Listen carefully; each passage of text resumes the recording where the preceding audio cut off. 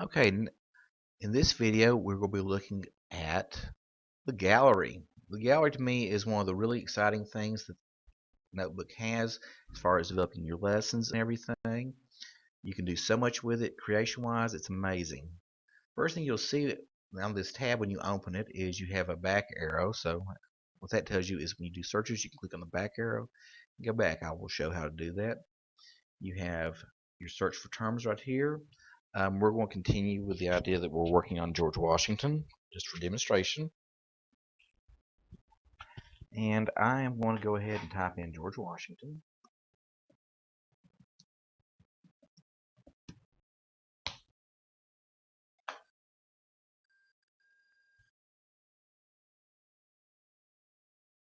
Okay, it's going to show, as I showed before with the search, this will happen. It shows that we have 7 folders and at least 5 pictures. I'm just going to jump straight to the pictures, and we see here the different ones. I'm going to go ahead and just grab this one and throw out here. And that way you saw how we did that.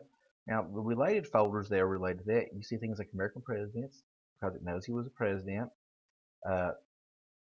He was General Revolution, so it matches there.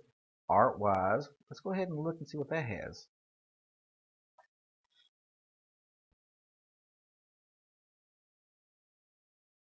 It's like all searches, sometimes you have to dig through to see why something was listed.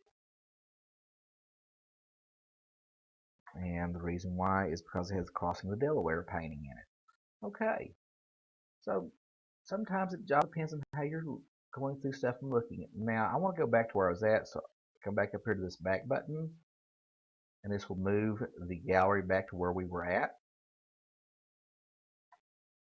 And there you have it. Okay, the gallery itself is huge. If I take it back just a little bit more, you can see where it says right here pictures. There's 5,236 photos already on this.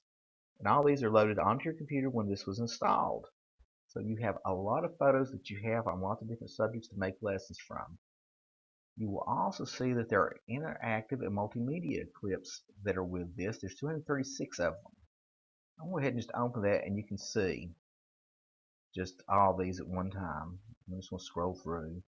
You can see a lot of it are things that you'll click on, and if you see a little speaker on it with a little hand, it will make the noise, or it'll say the word.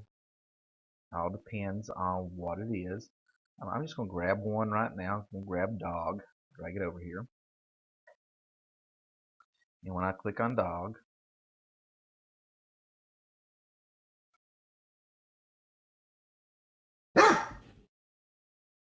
it will bark.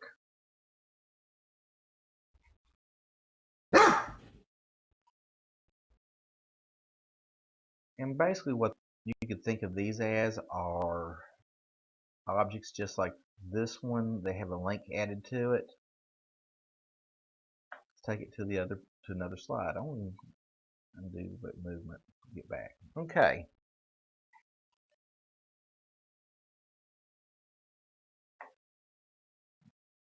That is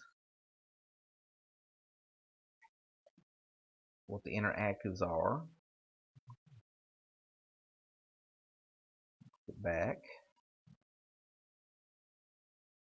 Get all the way back. Okay.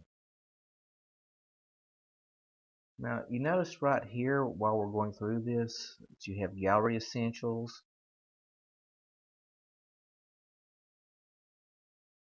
I'm going to go ahead and close this, which takes us back to the head where we're at. The gallery essentials is everything that's essential in the gallery. Like I said, it's all the pictures, the interactive, it's the multimedia, it's all these notebook files and pages that are already built for you to use. It's really almost mind-staggering how much stuff you have in this notebook to use. And not only that, one of the things that we'll show later on with this is how you import and bring videos or from YouTube in, and how you can just bring other photos and stuff in from off the net. this is one of the most flexible tools you will ever find to use in your classroom. The last part of it is the backgrounds and themes. That you can see all these. All these backgrounds and themes that are here are things that you can use. We've mentioned it several times, but now we're here and you see where they're at. And one of the things I'm going to do is show you later on in another video how to create your own theme and save it to use. You might be a science teacher and want to create your own science theme background to use with stuff that relates to your lessons. As you can see, there are many, many, many themes. 139 backgrounds and themes to be exact. The next thing you will also see are out of your gallery are the lesson activity toolkit. I'm going to go ahead and click on that. And what the lesson activity toolkit will do is it's broke down into areas such as activity builders, interactive techniques, and 3D objects that you can use. Let's go ahead and come back up page sorter real quick. I'm going to come down here. We'll add another page. Let's just do a blank one for this. Come down here. We'll work from there. Okay. You have the activity builder kit. You have interactive techniques and 3D objects. Now, where I'm clicked on that, right now it will show less activity examples. Or I can move to this and it's going to show me activity builders. It will show me the 6 pictures that go along with that for an activity. It's also going to show me notebooks, files, and pages that will go along with it. You can see it has a lot of stuff in here. So much that it would take forever to cover. But your imagination is the limit, and if you need any help, you can always contact your ITRT or drop me an email and I'll tell you where to find something. Okay.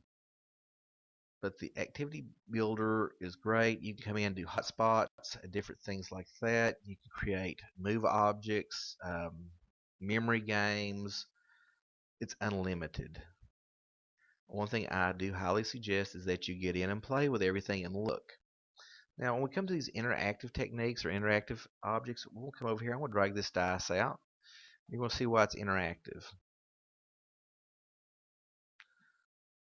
Let's give it a second to load up.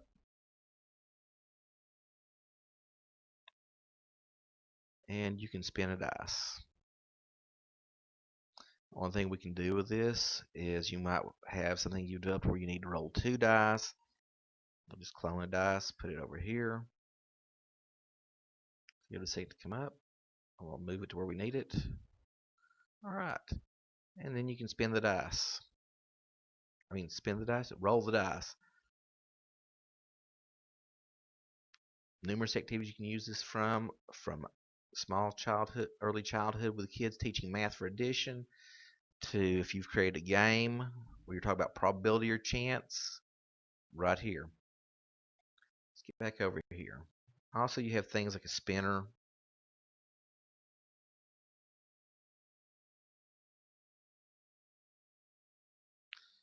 You can come in using this button. You can set text for each of the colors and use it for game creation or whatever, or for anything your imagination wants to come up with. Over here with the dice, if we click on its settings, which we didn't do, we can actually change it from traditional to text, and you can put letters in there for spelling games by putting 3 across. See what you get. You can customize the dice, add pictures or whatever you want in there. Really easy to use. Okay.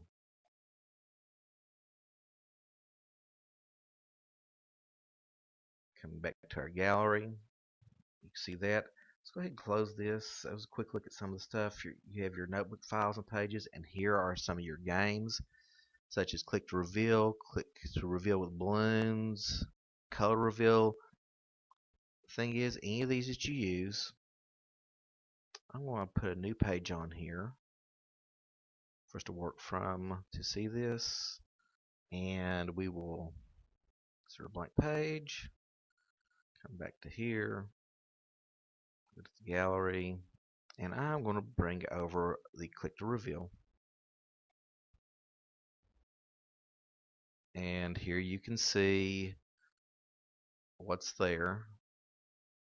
You will notice the size of it is quite large. This is meant to be seen and used from a full screen view. Now if it's still too big, you can also come back and resize this. To resize this, just come down, open up more options, and change from page width to entire page. Now you can see the entire activity. To exit full screen, go down and click on the toolbar and click on the exit full screen icon. So what's the purpose of this activity? This is an activity that was self-created and added as a pre-made activity for teachers. You will see that it has instructions that tells you to go locate the verb and press a balloon and it will pop.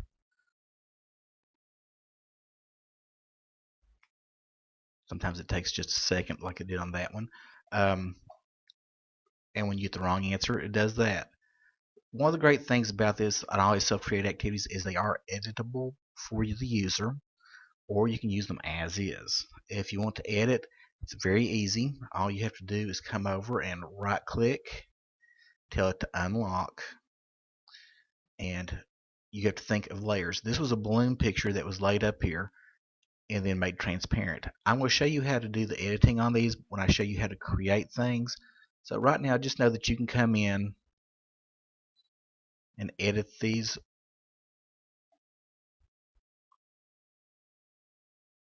And you can see, like I said, it's drag and drop, but these are made on a click to respond this way. They're using a form of animation. So nothing major with it. Something we'll learn how to do and also how to make our own.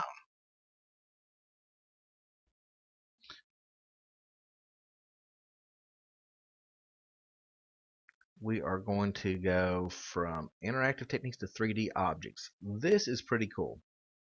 There are 3D objects that you can put inside of this to work with.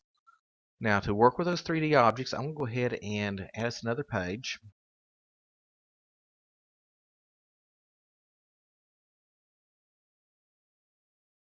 We're going to go there, and I'm going to add one of these objects. We will do the spacesuit. I'm going to bring it down to size a little bit so it's easier to see and work with. And what this will allow you to do is, using the arrows, you can turn the man 360 degrees. You can view him this way.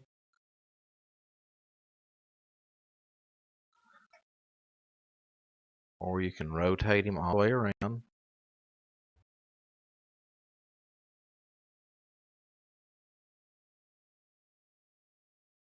You'll notice the line down the middle is the axis. So you can do anything with these that the little movement icons allow. You can put him in a sphere and move him. So you have a true 360. There are some advanced things that a person can do if they are so inclined, as going in and adding some other programs to this where you can create your own 360 objects. If a person is interested in that after we get through this class, contact me and I will send you the information. Okay. As you can see, this can add a lot to it. There's a thing called Smart Exchange, which we'll go over at the end, which is a place that you can go and download lessons. They will also have more 3D objects that you can add. So, should have some good stuff. Okay, that was everything with the lesson activity builder. It's a lot of stuff I'm throwing at you. I just want you to be familiar where it is and where it's at. The only way you can learn it is for you to go in and play with it. Alright, here is Smart Exchange. We're going to cover that at the end of this.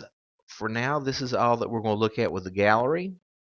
And in your next video, we are going to go over this. This right here is attachments. Attachments doesn't take very long. It's very simple to use. See you in the next video.